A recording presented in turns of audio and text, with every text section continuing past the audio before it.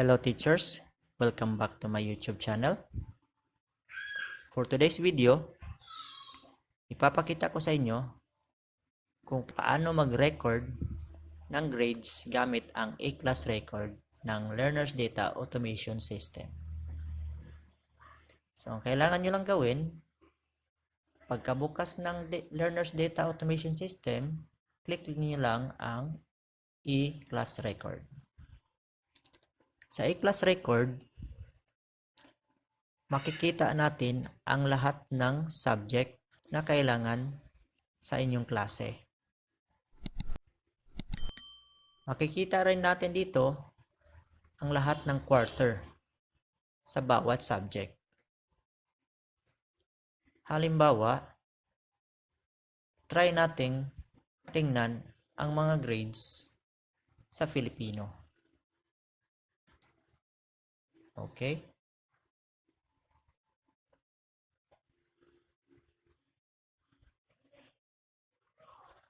So, ito ang itsura ng A-class record. Ang kagandahan ng A-class record na ito, meron akong nilagay na automatic highlight. Dahil mahirap mag-record ng grades kung walang highlight. So, nilagyan ko siya ng highlight. Kung gusto na namang pumunta sa second quarter, madali lang. Meron akong ginawa ditong shortcut para madali tayong makapunta sa second quarter. Ang gagawin nyo lang, hahanapin niyo yung number 2 doon sa itaas. Ang ibig sabihin ng number 2 ay second quarter. Ang ibig sabihin naman ng 3 ay third quarter at ang 4 naman ay ang fourth quarter. Try natin i-click ang second quarter.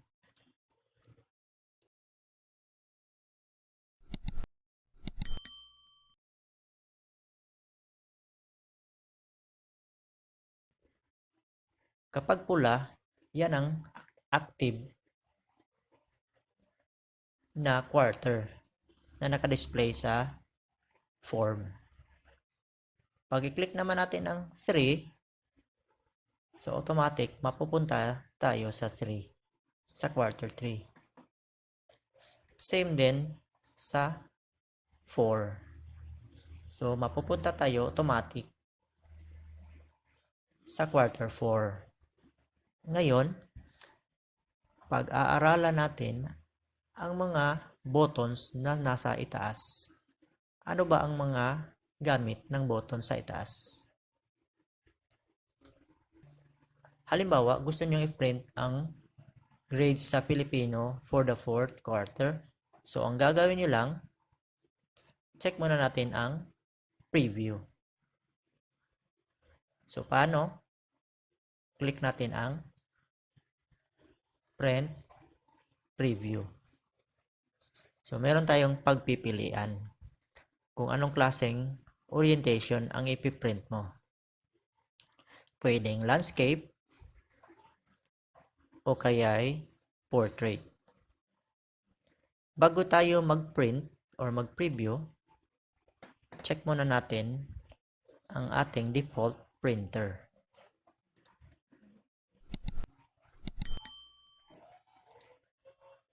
Ngayon, pipiliin ko ang Brother printer. Ang kagandahan kasi sa Brother printer, marami siyang supported na paper sizes. Sa Epson, wala kasi siyang folio or yung 8.5 by 13 inches na paper size. Ang supported lang niya is ang A4 at saka letter. Sa Brother, meron siyang folio or yung 8.5 by 13 inches. Halimbawa, ang pipili natin ay ang landscape. So, click lang natin ang landscape. So, meron na namang option na lalabas. Ang unang option ay fit to 1 page. Ibig sabihin, ang buong form ng Filipino 4th quarter i-fit ng system into 1 sheet lamang. So, kung ang pipiliin nyo naman ay ang fit to 2 pages, ito po ay para sa mga schools na maraming learners. So, medyo mahaba siya kaya kailangan fit to 2 pages. So, sa sitwasyon ko or sa makikita natin sa form, konti lang ang mga bata or ang mga learner kaya ang pipiliin ko ay ang fit to 1 page. So, ngayon, meron na namang lalabas. Pipili tayo ng paper size and landscape orientation. Pwedeng pipili tayo ng folio, letter, or A4. Para sa akin, sa tatlong ito, mas maganda gamitin ang folio kasi ang e-class record natin ay medyo mahaba. Kaya kailangan niya ng medyo mahabang papel. Pwede rin naman itong A4. Kunti lang yung difference niya. So, ngayon, pipiliin ko ay ang folio. So, ito na ang itsura ng document kapag i-print natin. Okay, close natin. Ngayon, try nating mag-print. So, paano? Ang gagawin lang natin, click lang natin ang print icon na nasa taas na bahagi sa bandang kanan. Click natin ang print icon. Ngayon, may lalabas na window. So, ang gagawin natin, i-indicate natin ang number of copies. Halimbawa, gusto mo ng 2 copies. So, ilagay natin 2. Then, click print. So, ngayon, pipili na naman tayo ng orientation. So, dahil sa medyo mahaba ng pahalang ang e-class record, ang pipili natin ay ang landscape. Then, dahil konti lang ang learners na nakalagay sa e-class record, so, mas maganda, piliin natin ang fit to 1 page. Tapos, ang pipiliin ko ay ang folio.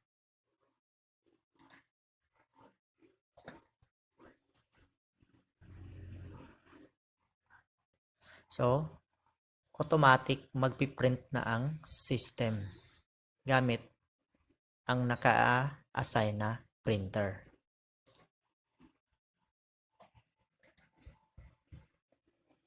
Ngayon, titingnan naman natin ang ibang buttons.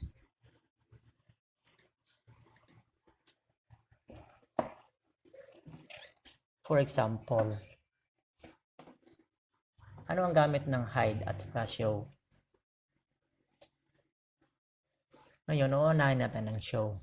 Ang gamit ng show ay upang madagdagan ang rows ng e-class record. So, para ito sa mga school na maraming learners, so, kailangan nilang gamitin itong show. So, try nating i-click ang show na button. So, ang mangyayari, maraming lalabas na rows. Okay. So, para i-hide ang mga rows, click lang natin ang hide button.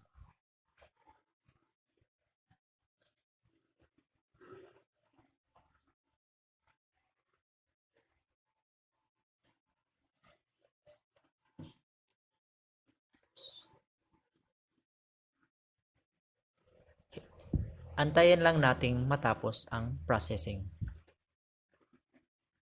Ngayon, pupunta naman tayo sa preview Q1 honors. O, ano bang ibig sabihin ng button na ito? So, pag i-click natin ito, i-preview ng system ang mga honors or ang mga grades ng learners natin, ang kanilang final grades. So, try nating i-click. Okay.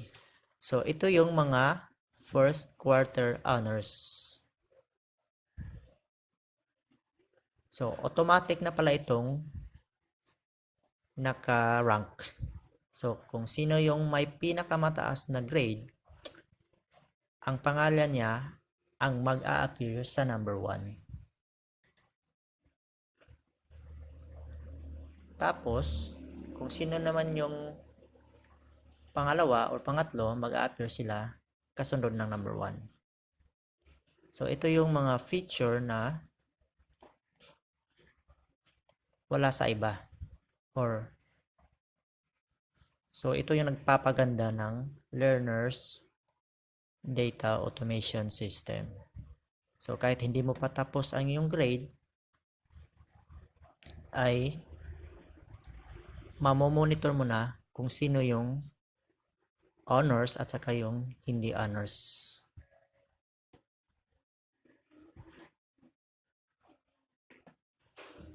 Tapos, i-try natin itong clear scores. Ano ba ang nagagawa ng button na ito? Ang nagagawa ng button na ito, ini-erase niya ang mga data na nasa A-class record.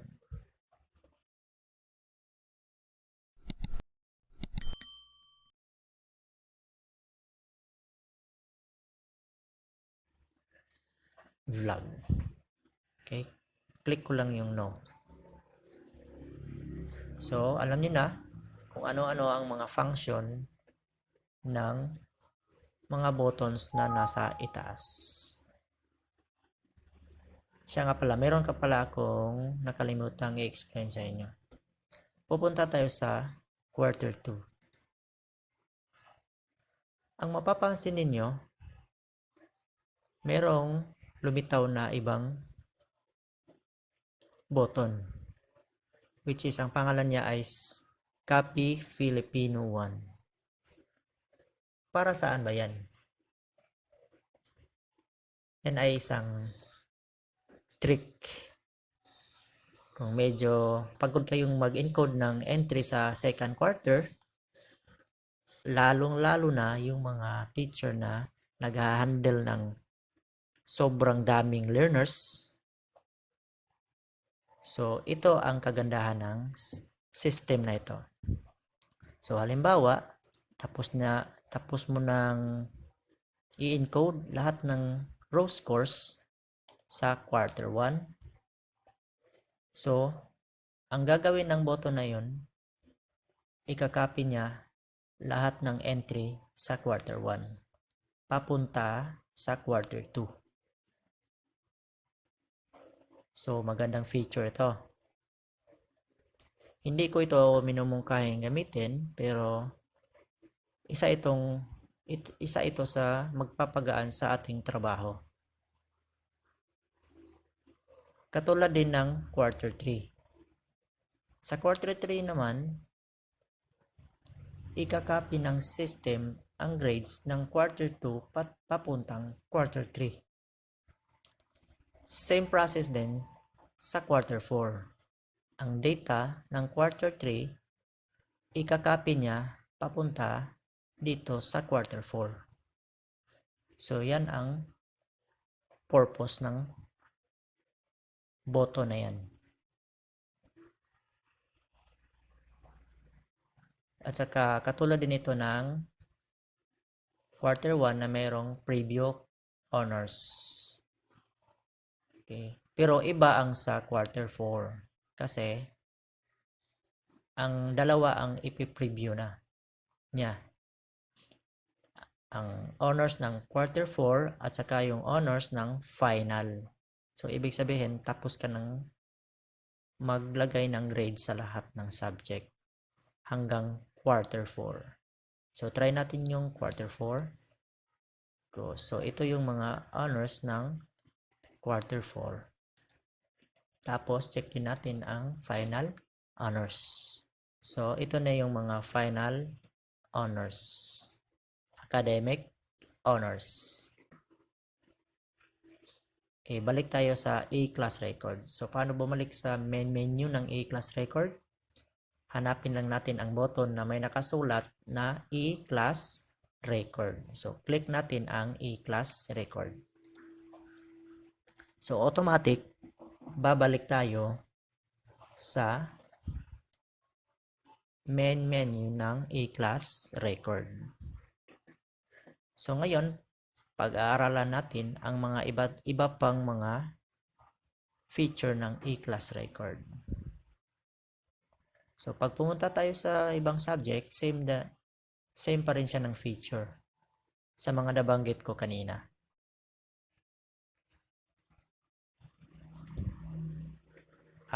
May nakalimutan para kong banggitin. Okay, halimbawa, sa form ng first quarter, ito sa may bandang hulihan sa right side, wala ito sa mga ibang E-class record. Ito ay tinawag kong manual grade. Ano ba ang gamit ng manual grade? Halimbawa, may isa kang estudyante na bagsak. Tapos gusto mong gawing 75, pero hindi ko ito minumungkahi na gawin ninyo. Pero para mapadali ang ating trabaho, gagawin natin 75. Tapos, ifa-follow lang natin itong mga row score para maging 75. So, pag nilagay natin ang 75, automatic na i-detect ng system ang 75, hindi na ang 72. Okay, titingnan natin sa result. Okay, erase muna natin ang 75. So, sa learner number 5 ay nakakuha ng 72%. So, titingnan natin sa grade sheet. So, first quarter yon, to punta tayo sa Pilipino. So, si number 5, meron siyang 72. Average score sa first quarter hindi pala, sa, ano ba yun? Sa English ba yata yun? Sa English ba yun? Sa Pilipino. So, 72. So, halimbawa lang ito So, sa Pilipino, sa learner 5, 72. So, try nating i-edit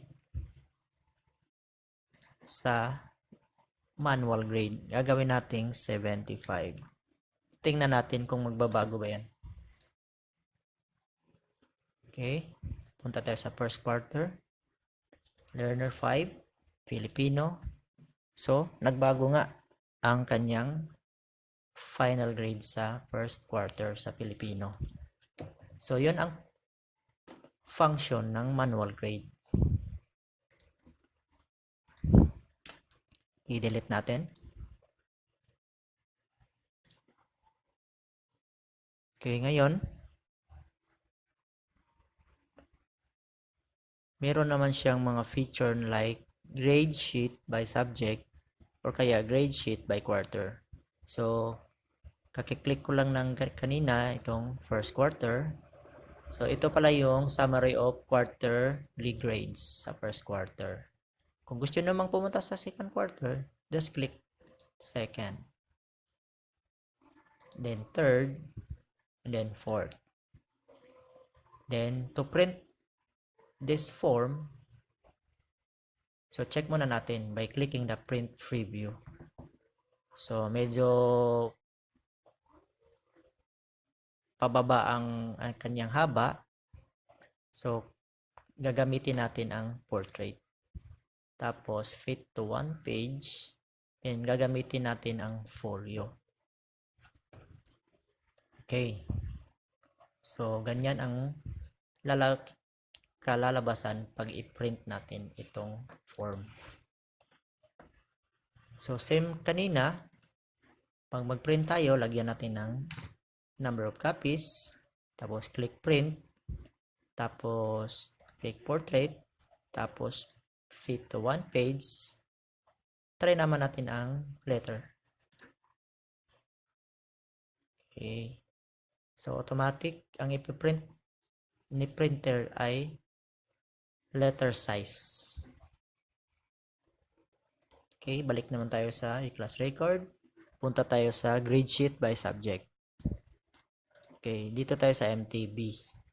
So, walang grades na makikita sa MTB kasi ang hinahandle ko dito ay ang grade 4. So, walang MTB. Try natin ang ASP. Okay. So, meron mga data sa ESP from first to fourth quarter, general average at saka remarks. Okay. Ano naman ang mga buttons na nasa itaas? So, na-explain ko na sa inyo kanina ang hide at saka show. Ang purpose ng hide is to hide the unused rows. Ang purpose naman ng show is to show more rows. So, dito naman sa button na ASP1, pag i-click natin ito, automatic mapupunta tayo sa ASP first quarter. Okay. Kung gusto namang bumalik doon sa page ng ASP, summary of grades by subject, click natin itong ASP. Okay, so automatic babalik kayo doon dito sa ESP summary. Same din sa second quarter. So gusto mong bumalik, click lang yung ASP button. Sa third, tapos balik. Fourth, tapos balik. So yan ang mga functions ng buttons na makikita ninyo sa itaas. Okay, ano pa ba? So, dito naman sa may pinakabababang parte ng menu ng i-class record, merong nakalagay na clear entries. So, ibig sabihin nito, pag i-click natin itong quarter 1, lahat ng entries sa quarter 1 mabubura. Same din sa quarter 2, 3, at saka 4. Okay? Tapos, meron pala itong feature na export grade to Excel file. Kasi, may ibang school na or lahat naman siguro ng school ay nanghihingi ang registrar or yung school head natin or yung registrar ng grade. So, ito ang ibibigay ninyo sa kanila. So, try nating mag-export ng grade into Excel file. So, ngayon, may lalabas na window. So, pipili kayo kung anong quarter ang i-export ninyo. So, example, tapos na ang quarter 1, first quarter, tapos ka nang maggawa ng grade. So, ang gagawin lang is export first quarter.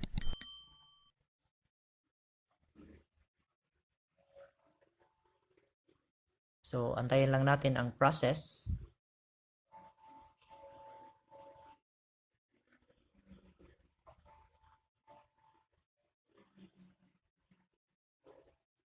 Okay, so tapos na ang exporting.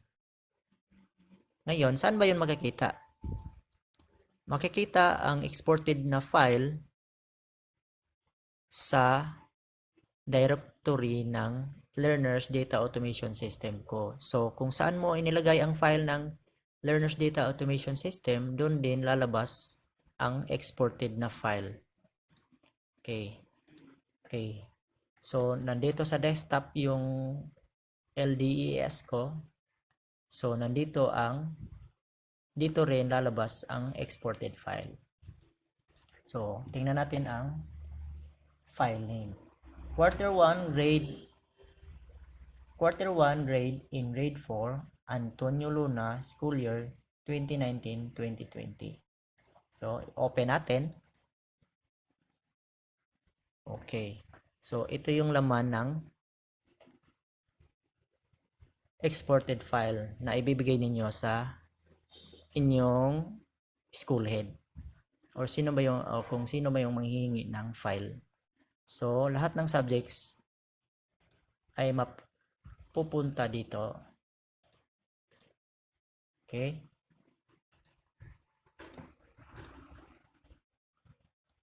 Ngayon naman, dito naman tayo sa MPS. Okay. Itong MPS na ito ay result ng quarterly examination ng mga bata. Okay. Paano ba ito i-edit? Hindi ito ma-edit dito. Ito ay result dito sa test item analysis ng quarterly examination test item analysis. Okay?